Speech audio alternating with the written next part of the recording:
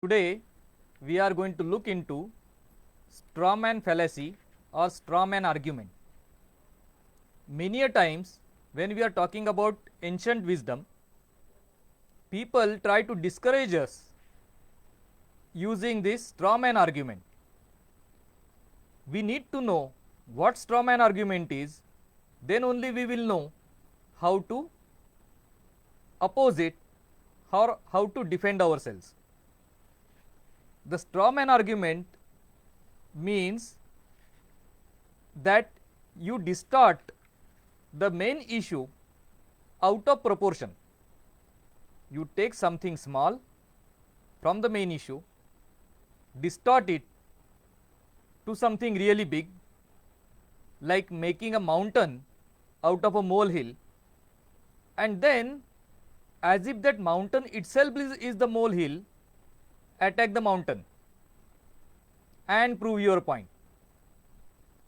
The problem is, because all of us are coming from the same schooling system or same general environment, we are not able to point out this or sense this strawman argument.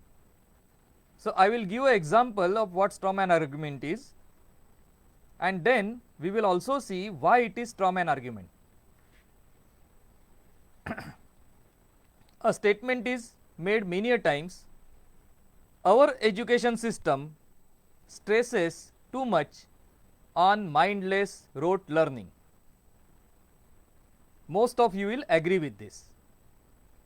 But there are three strawman fallacies embedded in this statement. The straw fun is this: what is currently going on, or what is we see currently in the education system, is not based on ancient Indian wisdom. It is a pattern which was popularized or imposed by the British, and that pattern was to facilitate their administration in India. And what was that pattern? That pattern separated artificially the various streams of knowledge and took Sanskrit out of the equation, thus making each stream a silo, and that too a very weak silo without base, because not having Sanskrit. The subjects which students at BA or BCom study are completely totally different from the studies or subjects that are there for engineering and medicine. Sanskrit as a language is learnt in BA, but its application is actually in engineering and medicine. But those who can do application do not know the language. Those who know the language do not have any knowledge about application. So, this is a system which is intentionally made weak and non-integrated, and that is the pattern we have followed even after our independence. So, this is not ancient Indian wisdom or ancient Indian teaching pattern, education pattern. The second straw is mindless rote learning, which is memorization without application of mind.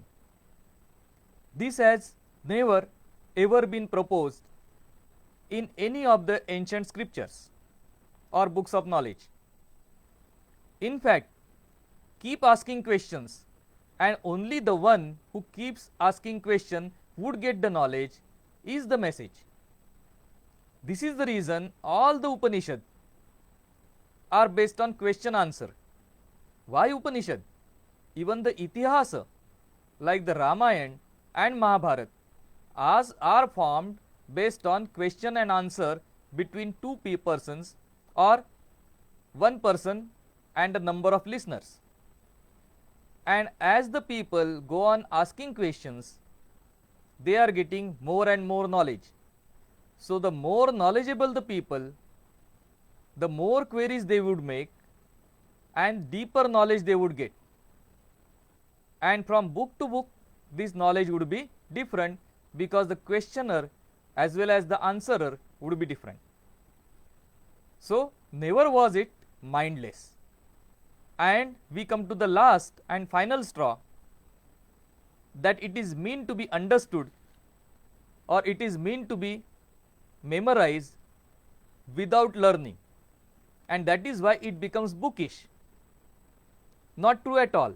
I am going to quote a shloka which talks about knowledge itself. Adnebhyo granthinah shrestha, grantibhyo dharino varaha, dharibhyo jnaninah shrestha, jnanibhyo vyavasayinah. So, first level is those who are ignorant. So, those read books are better than those who are ignorant. Those who read books and understand are even better. Better than these are those people who are able to understand and then memorize. But the best of them are those who read books, memorize them, understand them and put them into practice. Vyavasayinaha. The knowledge has to be applied.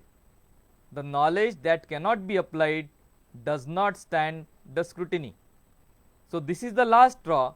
So there has been no mindlessness, but direct application and direct practical application of the knowledge that you have received in the course of your education.